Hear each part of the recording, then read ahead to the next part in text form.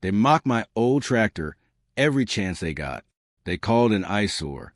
They mailed violation notices with little smiley faces scribbled in the margins, as if harassing me was some kind of neighborhood game. But 3 months later, when grocery store shelves sat completely bare, those same people were standing at the end of my driveway with nervous expressions and hats clutched in their hands. And at that moment, I had a decision to make. Before I tell you what happened, if you're new to the channel, this is where the real HOA Revenge Stories are told, the stories they wish would disappear. Subscribe now, because this one takes a dark turn before it comes full circle. My name is Gerald Whitmore, and farming wasn't something I stumbled into. It was a deliberate choice. I walked away from a 16-year career in supply chain logistics and purchased 42 acres just outside Millhaven County. The land once belonged to my grandfather, and he always told me the same thing. The earth will feed the person who respects it. I didn't move here because I was chasing some idealized country lifestyle. I came because I understood something most people don't realize until circumstances force them to. Food security is the only security that truly matters. My tractor was a 1987 Massey Ferguson. The hood was covered in rust. One side panel was cracked. 2 sections were held together with bolts I dug out of a salvage yard. But every morning that machine started without fail, and the 42 acres surrounding it produced more food than many families consume in an entire year.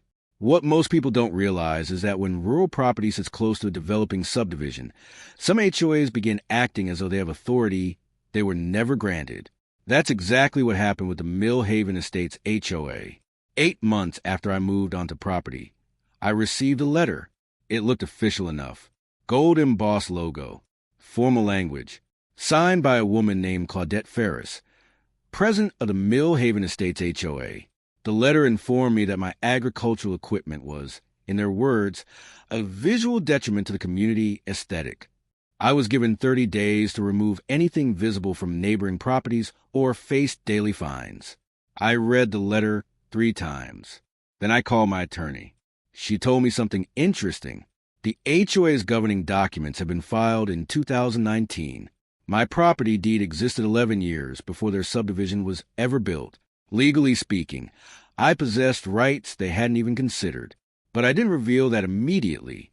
I wanted to see how far Claudette intended to push things. The answer was farther than I expected. 2 weeks later, she uploaded photographs of my farm to the Millhaven Estates Facebook group. Pictures of my tractor, my irrigation system, my equipment shed. Every photo carried a caption. Is this really the image we want for our neighborhood? This is exactly why property values suffer. The post exploded. More than 300 comments appeared beneath it, most of them mocking me. People I'd never spoken to refer to my farm as a blight, a junkyard, an embarrassment. One comment stuck with me. Someone wrote, "Somebody should haul that rusty dinosaur to scrapyard where it belongs." That night, I sat at my kitchen table and read every single comment. My wife, Renata, placed her hand on my shoulder. "Gerald," she said quietly, "do you know what that tractor produced last season?" Of course I knew. And I also knew something nobody in that Facebook group knew. Something I had been monitoring for months. All I needed was patience. Before I tell you what Claudette did next, there's something important you need to understand. Long before the HOA started targeting me, I had noticed a pattern. It was something I recognized from my years working in supply chains, a trend buried in distribution data.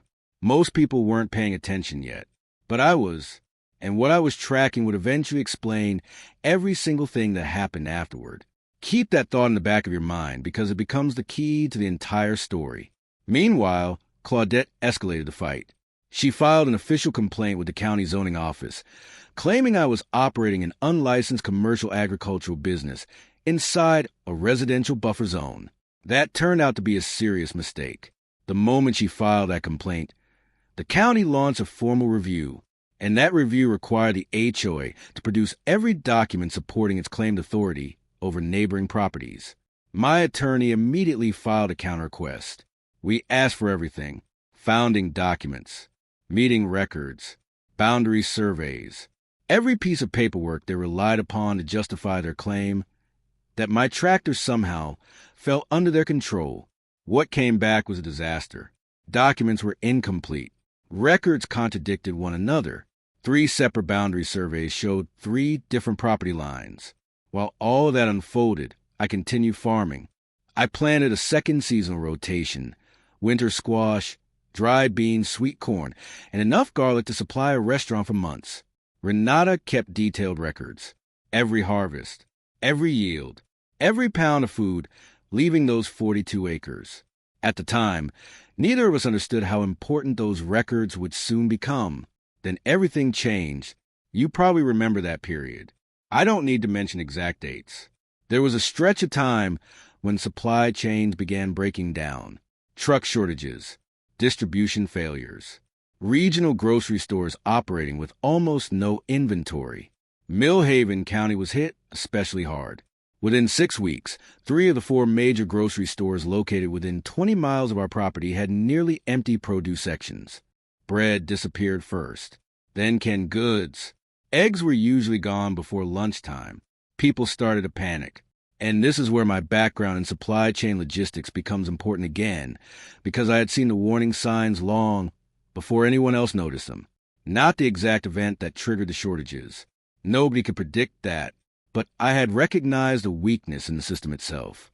For nearly a year, I had been monitoring indicators that suggested serious disruptions were becoming more likely. That's what I had been studying while the HOA was busy attacking me. While Claudette Ferris was posting photographs of my rusty tractor online, I had quietly reached out to 14 local families who lived outside the HOA community. Together, we established informal produce sharing arrangements. We prepared. Millhaven Estates didn't. Remember when I told you there was something buried in the supply chain data that would eventually explain everything? This is that moment. 3 months before grocery shelves started emptying, I documented a 34% reduction in regional distribution capacity across 4 neighboring counties. I had spreadsheets, supplier communications, transportation delay reports, industry contacts from my former career. The evidence was all there. What was coming wasn't a temporary inconvenience. It was a structural gap, and I knew it would last longer than most people expected. So while the HOA spent its time mailing violation notices, I expanded my bean production. While Claudette collected reactions on Facebook, I built a root cellar. And that old tractor they wanted hauled away, it had already completed 2 full harvest cycles. The food from those harvests was safely stored and waiting, ready for exactly the situation that unfolded. The people laughing at me online didn't realize they were mocking the very thing that would eventually help them. By the 3rd week of the shortages, my phone rang. The caller ID displayed a familiar name, Claudette Ferris. Not another threatening letter, not an official notice. A phone call. When I answered, her voice sounded completely different. Smaller, less certain. The confidence was gone. I'll give you the direct version, because there isn't really a polite way to summarize what happened. Gerald, she said, I know things have been difficult between us, but families in the community are struggling. I was wondering if you might have any extra produce available that you'd be willing to share. I let the silence linger, long enough for the irony to settle in.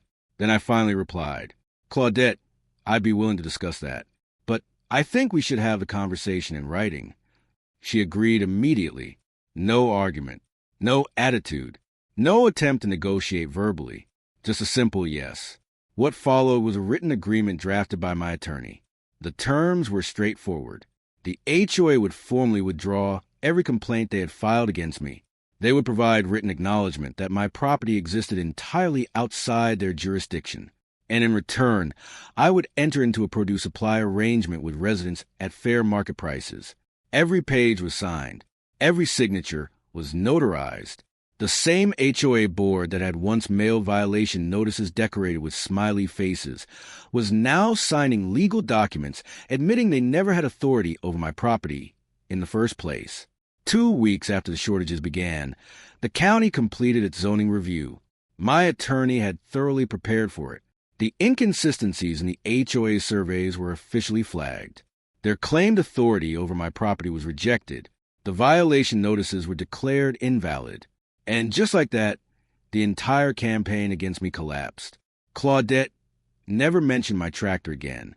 The Facebook group suddenly became very quiet. The massive comment thread with hundreds of people mocking my farm disappeared overnight. Someone from a neighborhood I've never learned who mailed me an anonymous card. Inside were only a few words. "We were wrong. Thank you for feeding us anyway." I still have that card. Not because it's a trophy, because it's a reminder. The truth is, I didn't win because of luck. I won because I spent my time building something useful, while other people focus on appearances. The tractor was never the problem. Short-sighted thinking was. My grandfather used to tell me something that didn't fully make sense when I was younger. A man who grows his own food can never be completely controlled. Back then, I was sitting in a corporate office, surrounded by reports and spreadsheets. I understood the words, but I didn't truly understand the meaning. I do now, because I was standing on 42 acres of farmland that had just helped feed a community that spent months trying to push me out. The HOA wasn't really attacking a tractor. They were attacking the idea of self-sufficiency. What they failed to understand is that when a genuine crisis arrives, self-sufficiency stops being a personal preference. It becomes something valuable to everyone around you. That old Massey Ferguson still sits in the same place today. Last spring I polished it, not for the neighbors, not for the HOA, for myself, because sometimes the things that appear worn out from the outside are the very things holding everything together underneath. Now, tell me where you're watching from in the comments, and answer one question. Do you think Claudette ever looked me in the eye and apologized? Because what happened at the very next HOA board meeting after that notarized agreement was signed? That's an entirely different story.